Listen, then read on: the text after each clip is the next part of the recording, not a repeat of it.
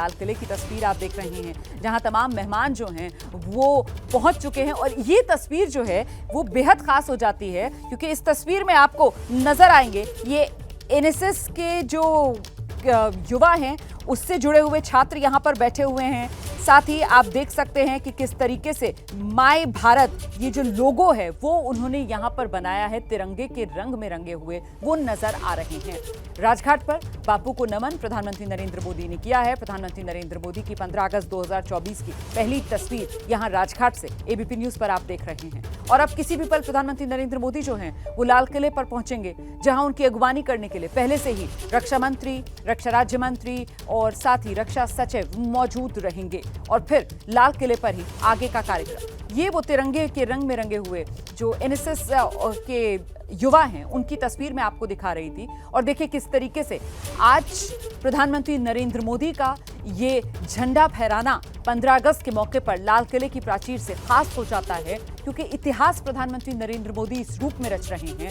पंडित जवाहरलाल नेहरू और इंदिरा गांधी के बाद वो तीसरे देश के ऐसे प्रधानमंत्री बनने जा रहे हैं जो लगातार 11वीं बार लाल किले की प्राचीर से झंडा फहराएंगे। पंडित जवाहरलाल नेहरू जिन्होंने पहली बार आजाद हिंदुस्तान में झंडा फहराया, 17 बार उन्होंने झंडा फहराया। इंदिरा गांधी 16 बार और प्रधानमंत्री नरेंद्र मोदी लगातार 11वीं बार आज झंडा फहराएंगे। लाल किले से ये इतिहास रचेंगे।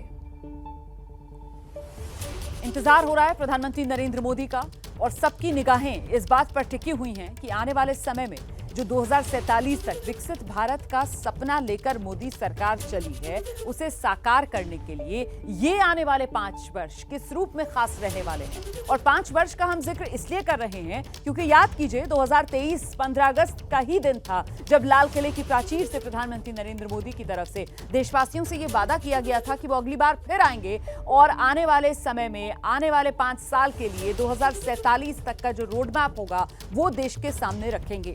अपने संबोधन की शुरुआत 2023 15 अगस्त के दिन प्रधानमंत्री नरेंद्र मोदी ने यहां लाल किले की प्राचीर से मेरे प्रिय परिवारजनों कहकर की थी। देशवासियों को अपना परिवार इसी रूप में प्रधानमंत्री नरेंद्र मोदी ने संबोधित किया।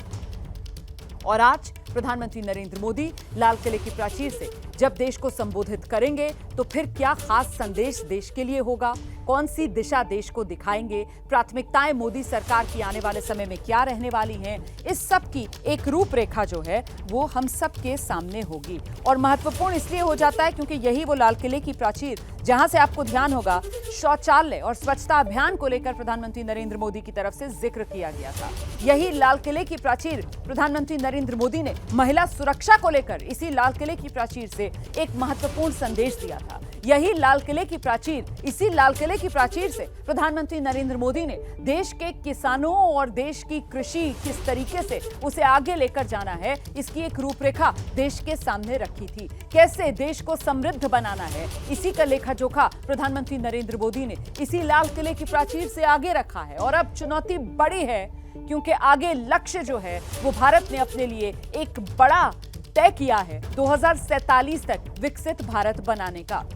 और इस समय जिस तरीके से नेता विपक्ष राहुल गांधी की इस बार मौजूदगी दर्ज की जा रही है, अभय जी आप सुन पा रहे हैं मुझे, तो पिछले 11 साल में अब ये पहला मौका होगा जब प्रधानमंत्री नरेंद्र मोदी लाल किले की प्राचीर से देश को संबोधित कर रहे होंगे और वहां पर पहली बार नेता विपक्ष की मौजूदगी भी होगी।